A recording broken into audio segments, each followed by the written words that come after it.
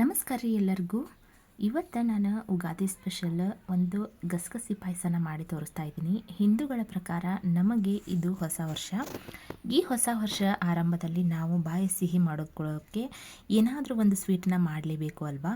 ಈ ಥರದ ಸ್ವೀಟು ತುಂಬಾ ಹಿತಕರವಾಗಿರ್ತೈತಿ. ಹಾಗೆಯೇ ಇದು ಬೇಸಿಗೆ ಟೈಮ್ನಲ್ಲಿ ತುಂಬಾ ದೇಹಕ್ಕೆ ತಂಪು ಕೊಡುವಂತಹ ಗಸಗಸಿ ಪಾಯಸನ ಯಾವ ರೀತಿ ಮಾಡೋದು ಅಂತ ನಿಮ್ಮ ಜೊತೆ ಶೇರ್ ಮಾಡ್ಕೋತಾ ಇದ್ದೀನಿ. ಬನ್ನಿ ಹೇಗೆ ಮಾಡೋದು ಅಂತ ನೋಡೋಣ. ಮೊದಲಿಗೆ ನಾನು ಏನೆಲ್ಲ ಬೇಕು ಅನ್ನೋದನ್ನು ತೋರಿಸ್ತಾ ಇದ್ದೀನಿ. 3 ಟೇಬಲ್ ಸ್ಪೂನ್ ಆಗುವಷ್ಟು ಗಸಗಸೆ, 1.5 ಟೇಬಲ್ ಸ್ಪೂನ್ ಆಗುವಷ್ಟು ಅಕ್ಕಿ, ಹಾಗೆಯೇ ಒಣ ಕೊಬ್ಬರಿ, ಹಸಿ ಕೊಬ್ಬರಿ ಎಲ್ಲದನ್ನು ಒಂದು ಸಣ್ಣ ಬಟ್ಲಲ್ಲಿ ಅಳತೆ ಮಾಡಿ ತೊಗೋತಾ ಇದ್ದೀನಿ. ಆಮೇಲೆ ನಾನು ಒಂದು 5-6 ಗೋಡಂಬಿ, 5-6 ಬಾದಾಮಿ, ಸ್ವಲ್ಪ ಗಾರ್ನಿಷಿಂಗೋಸ್ಕರ ನಾನು ಬಾದಾಮಿನ ಕಟ್ ಮಾಡಿ ಇಟ್ಕೊಂಡಿದ್ದೀನಿ. ದ್ರಾಕ್ಷಿ ಕೂಡ ತೊಗೊಂಡಿದ್ದೀನಿ. ಹಾಗೆಯೇ 1 ಕಪ್ ಆಗುವಷ್ಟು ಬೆಲ್ಲ ಕೂಡ ತೊಗೊಂಡಿದ್ದೀನಿ.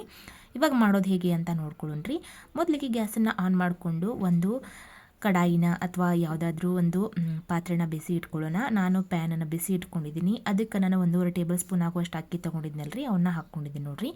ಇದನ್ನು ಲೋ ಟು ಮೀಡಿಯಮ್ ಫ್ಲೇಮ್ನಲ್ಲಿ ಒಂದು ಹದವಾಗಿ ಹುರ್ಕೋಬೇಕಂದ್ರೆ ಎಷ್ಟು ನೋಡಿರಿ. ಹೈಲಿ ಇಟ್ಕೊಂಡ್ವಿ ಅಂತಂದರೆ ನಾವು ಉರಿನ ತುಂಬ ಸೀದು ಹೋಗಿಬಿಡ್ತೈತಿ ಅಕ್ಕಿ. ಅದಕ್ಕೋಸ್ಕರ ನಾವು ಒಂದು ಮೀಡಿಯಮ್ ಊರಿನೊಳಗೆ ಇಟ್ಕೊಂಡು ಈ ರೀತಿ ಕಲರ್ ಚೇಂಜ್ ಆಗೋವರೆಗೂ ಅಕ್ಕಿನ ಸಪ್ರೇಟಾಗಿ ಹುರಿದು ಎತ್ತಿಟ್ಕೋಬೇಕು. ಅದಾದ ನಂತರ ನಾನು ಇದೇ ಪ್ಯಾನ್ಗೆ ನಾನು 3 ಟೇಬಲ್ ಸ್ಪೂನ್ ಆಗುವಷ್ಟು ಗಸಗಸೆ ತೊಗೊಂಡಿದ್ದೆ. ಇದನ್ನು ಕೂಡ ಹಾಕ್ಕೊಂಡು ಚೆನ್ನಾಗಿ ನಾನು ಹುರಿತಾ ಇದ್ದೀನಿ. ಕಲರ್ ಕೂಡ ಚೇಂಜ್ ಆಗಬೇಕು ಗಸಗಸೆದು. ಅಲ್ಲಿ ಮಟ್ಟ ನಾವು ಹುರ್ಕೋಬೇಕಾಗತ್ತೆ ನೋಡಿರಿ, ಅಲ್ಲಿವರೆಗೂ. ಇದನ್ನು ಕೂಡ ಹುರಿದಿದ್ದಾದ ನಂತರ ನಾನು ಇದನ್ನು ಒಂದು ಸಣ್ಣದೊಂದು ಮಿಕ್ಸಿ ಜಾರ್ಗೆ ಎತ್ತಿ ಇಟ್ಕೋತಾ ಇದ್ದೀನಿ. ಇದು ಸ್ವಲ್ಪ ತಣ್ಣಗಾಗಬೇಕು ರೀ, ಅಲ್ಲಿವರೆಗೂ ನಾವು ಇದನ್ನು ಬಿಡಬೇಕಾಗುತ್ತೆ. ನೋಡ್ತಾ ಇದ್ರಲ್ಲ, ಸ್ವಲ್ಪ ಚಿಟಪಟ ಅಂದರೆ ಸಾಕು ಈ ಗಸಗಸೆ. ಇಷ್ಟಾದರೆ ಸಾಕು. ಇವಾಗ ನೀವು ಅಕ್ಕಿನ ಯಾವುದು ಯೂಸ್ ಮಾಡಬೇಕು ಅಂತಂದ್ರೆ ಮನೆಯಲ್ಲಿರೋದು ಯಾವುದಾದ್ರೂ ಅನ್ನಕ್ಕೆ ಯಾವುದು ಯೂಸ್ ಮಾಡ್ತಿರ್ತೀರ ನೋಡಿ, ಅದೇ ಅಕ್ಕಿನ ಯೂಸ್ ಮಾಡಿದ್ರೆ ನಡೆಯುತ್ತೀರಿ.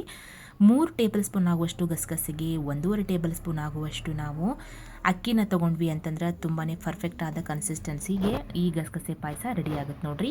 ಇವಾಗ ಇದನ್ನು ನಾನು ತಣ್ಣಗಾದ ನಂತರ ಗಸಗಸೆ ಹಾಗೆಯೇ ಅಕ್ಕಿ ಹುರಿದಿಟ್ಕೊಂಡಿದ್ವಲ್ಲ, ಇದನ್ನು ನಾನು ಸಣ್ಣದೊಂದು ಮಿಕ್ಸಿ ಜಾರ್ಗೆ ತೊಗೊಂಡು ಹಾಕಿ ಎತ್ತಿ ಇಟ್ಕೋತಾ ಇದ್ದೀನಿ. ಇವಾಗ ನಾನು ಮತ್ತೆ ಗ್ಯಾಸನ್ನು ಆನ್ ಮಾಡಿಕೊಂಡು ಇವಾಗ ನೋಡ್ತಾ ಇದ್ರಲ್ಲ, 1 ಬೌಲ್ ಆಗುವಷ್ಟು ನಾನು ಬೆಲ್ಲನ ತೊಗೊಂಡಿದ್ದೆ.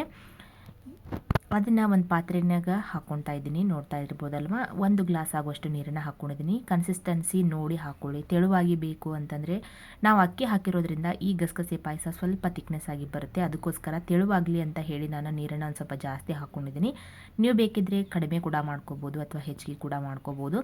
ನೋಡ್ತಾ ಇದ್ರಲ್ಲ, ಬೆಲ್ಲ ಕರಗೋವರೆಗೂ ಮಾತ್ರ ನಾವು ಅದನ್ನು ಬಿಸಿ ಮಾಡ್ಕೋಬೇಕಾಗತ್ತೆ. ಅದನ್ನು ಬಿಸಿ ಮಾಡ್ಕೊಳ್ಳೋದಕ್ಕೆ ಇಟ್ಕೊಂಡು ಇವಾಗ ನಾನು ನೋಡ್ತಾ ಇದ್ರಲ್ಲ, ಗಸಗಸೆ ಮತ್ತು ಅಕ್ಕಿನ ಇದನ್ನು ಮಾತ್ರ ನಾನು ನುಣ್ಣಾಗಿ ಪೇಸ್ಟ್ ಥರ ಮಾಡ್ಕೊಳ್ಳೋಣ. ನೀರನ್ನು ಹಾಕಕ್ಕೆ ಹೋಗಬೇಡ್ರಿ, ನುಣ್ಣಾಗಿ ಇದನ್ನು ಮಿಕ್ಸಿ ಮಾಡ್ಕೊಂಬಂದರೆ ಸಾಕು. ಇವಾಗ ನಾನು ಒಂದು 6 ಗೋಡಂಬಿ ಹಾಗೆ ಒಂದು 6 ಬಾದಾಮಿನ ತೊಗೊಂಡು ಹಾಕ್ತಾ ಇದ್ದೀನಿ. ಕರೆಕ್ಟಾದ ಪ್ರಮಾಣದಲ್ಲಿ ತೊಗೊಂಡ್ರಿ ಅಂತಂದ್ರೆ ನೀವು ಈ ಗಸಗಸೆ ಪಾಯಸನ ಈಸಿಯಾಗಿ ಕ್ವಿಕ್ಕಾಗಿ ಮಾಡ್ಕೋಬೋದು. ನೋಡ್ತಾ ಇದ್ದೀರಲ್ಲ, ಇವಾಗ ನಾನು ಹಸಿ ಕೊಬ್ಬರಿನ ಸಣ್ಣದಾಗಿ ಕಟ್ ಮಾಡಿ ಇಟ್ಕೊಂಡಿದ್ದೆ, ಅದನ್ನು ಕೂಡ ಹಾಕ್ಕೊಂಡಿದ್ದೀನಿ. ಹಾಗೆಯೇ ಒಣ ಕೊಬ್ಬರಿ ಕೂಡ ಹಾಕ್ಕೊಂಡಿದ್ದೀನಿ. ಇದೇ ಟೈಮ್ನಲ್ಲಿ ನೀವು ಏಲಕ್ಕಿ ಪೌಡರ್ನ ಕೂಡ ಸೇರಿಸ್ಕೋಬೋದು, ಅದು ಕೂಡ ತುಂಬ ಚೆನ್ನಾಗಿರ್ತೈತಿ. ನಾನು ಅದನ್ನು ಹಾಕ್ಕೊಂಡಿಲ್ಲ, ನೀವು ಬೇಕಿದ್ದರೆ ಹಾಕ್ಕೋಬೋದು. ಇದನ್ನು ಕೂಡ ನೀರು ಹಾಕ್ದೇ ಒಂದು ಸತಿ ಮಿಕ್ಸಿ ಮಾಡಿಕೊಂಡು ಅದಾದ ನಂತರ ಸ್ವಲ್ಪ ನೀರು ಹಾಕ್ಕೊಂಡು ಪೇಸ್ಟ್ ಥರ ರುಬ್ಕೊಂಡು ಬರಬೇಕು. ನೋಡ್ತಾ ಇದ್ರಲ್ಲ, ಈ ರೀತಿ ಆದರೆ ಸಾಕು. ನೋಡ್ರಿ. ಇದನ್ನು ನಾವು ಈ ಪಕ್ಕಕ್ಕೆ ಎತ್ತಿಟ್ಕೊಳ್ಳೋಣ. ಇವಾಗ ಬೆಲ್ಲದ ನೀರನ್ನು ಕುದಿಯೋದಕ್ಕೆ ಇಟ್ಟಿದ್ವಲ್ಲ, ಇದು ನೋಡ್ತಾ ಇದ್ರಲ್ಲ ಎಷ್ಟು ಚೆನ್ನಾಗಿ ಕುದೀತಾ ಇದೆ ಅಂತೇಳಿ. ಇದು ಕುದಿದಾದ ನಂತರ ನಾವು ಸ್ವಲ್ಪ ಕುದ್ರೆ ಸಾಕು ಅಷ್ಟೇ. ಇದನ್ನು ಪಾಕ ತಗೊಳ್ಳೋ ಅವಶ್ಯಕತೆ ಏನಿಲ್ಲ. ಈ ರೀತಿ ನಾವು ಚೆನ್ನಾಗಿ ಒಂದು ಸತಿ ಮಿಕ್ಸ್ ಮಾಡ್ಕೊಂಡ್ವಿ ಅಂತಂದರೆ ಸಾಕು. ಇದನ್ನು ಮತ್ತೆ ಒಂದು ಬೇರೆ ಪಾತ್ರೆಗೆ ನಾನು ಶೋಧಿಸ್ಕೊತಾ ಇದ್ದೀನಿ. ಯಾವುದಾದ್ರೂ ಇದರೊಳಗೆ ಡಸ್ಟ್ ಇತ್ತು ಅಂತಂದ್ರೆ ಇದು ಇಲ್ಲ ಹೋಗ್ತೈತಿ ಅಂತ ಅನ್ನೋದಕ್ಕೋಸ್ಕರ ನಾನು ಶೋಧಿಸ್ಕೊತಾ ಇದ್ದೀನಿ ಅಷ್ಟೇ. ಬೆಲ್ಲ ಚೆನ್ನಾಗಿರೋದಿತ್ತು ಅಂತಂದರೆ ಅದನ್ನೇನು ಶೋಧಿಸ್ಕೊಳ್ಳುವಂಥ ಅವಶ್ಯಕತೆ ಇರೋದಿಲ್ಲ. ಇವಾಗ ನಾನು ಬೇರೆ ಪಾತ್ರೆಗೆ ಇದನ್ನು ಶೋಧಿಸ್ಕೊಂಡು ತೆಗಿತಾ ಇದ್ದೀನಿ. ಬೆಲ್ಲ ಕುದ್ರೆ ಸಾಕು ನೋಡ್ರಿ. ಗ್ಯಾಸನ್ನು ಆಫ್ ಮಾಡಿಕೊಂಡು ನಾನು ಶೋಧಿಸ್ತಾ ಇದ್ದೀನಿ. ಬೇರೆ ಪಾತ್ರೆಗೆ ಇದನ್ನು ಶೋಧಿಸ್ಕೊಂಡು ಇಟ್ಕೊಳ್ಳೋಣ. ಬೇರೆ ಪಾತ್ರೆನ ಗ್ಯಾಸ್ ಮೇಲ್ಗಡೆ ಇಟ್ಕೊಂಡು ಗ್ಯಾಸನ್ನು ಇನ್ನೂ ಆನ್ ಮಾಡಿಲ್ಲ. ನಾನು ಆನ್ ಮಾಡ್ದೇ ಈ ಬೆಲ್ಲದ ಒಂದು ನೀರನ್ನು ಶೋಧಿಸ್ಕೊಂಡು ಅದಾದ ನಂತರ ಇದಕ್ಕೆ ನಾವು ಮಾಡಿ ಇಟ್ಟಿರುವಂತಹ ಮಿಶ್ರಣ ಹಾಕ್ಕೊಳ್ಳೋಣ. ಈ ರೀತಿ ನಾವು ಶೋಧಿಸ್ಕೊಂಡು ತೆಗೆದು ಇಟ್ಕೊಳ್ಳೋಣ್ರಿ. ಇದನ್ನು ಈ ರೀತಿ ತೆಗೆದು ಇಟ್ಕೊಂಡಿದ್ದಾದ ನಂತರ ನಾನು ಮಿಕ್ಸಿ ಮಾಡಿಟ್ಟಿರುವಂಥದ್ದನ್ನೆಲ್ಲದನ್ನು ಹಾಕ್ಕೋತಾ ಇದ್ದೀನಿ. ಗ್ಯಾಸನ್ನು ಆನ್ ಮಾಡ್ಕೊಂಡಿಲ್ಲ, ಹಾಗೇನೆ ಮಾಡ್ತಾ ಇದ್ದೀನಿ. ಈ ಟೈಮ್ನೊಳಗೆ ಗ್ಯಾಸನ್ನು ಆನ್ ಮಾಡ್ಕೊಳಕ್ಕೆ ಹೋಗ್ಬೇಡಿ. ಎಲ್ಲ ಇಂಗ್ರೀಡಿಯೆಂಟ್ಸ್ನ ಒಮ್ಮೆಲೆ ಹಾಕಿ ಅದಾದ ನಂತರ ನೀವು ಇದನ್ನು ಮಿಕ್ಸ್ ಮಾಡಿಕೊಂಡು ಗ್ಯಾಸನ್ನು ಆನ್ ಮಾಡಿಟ್ಕೊಳ್ರಿ.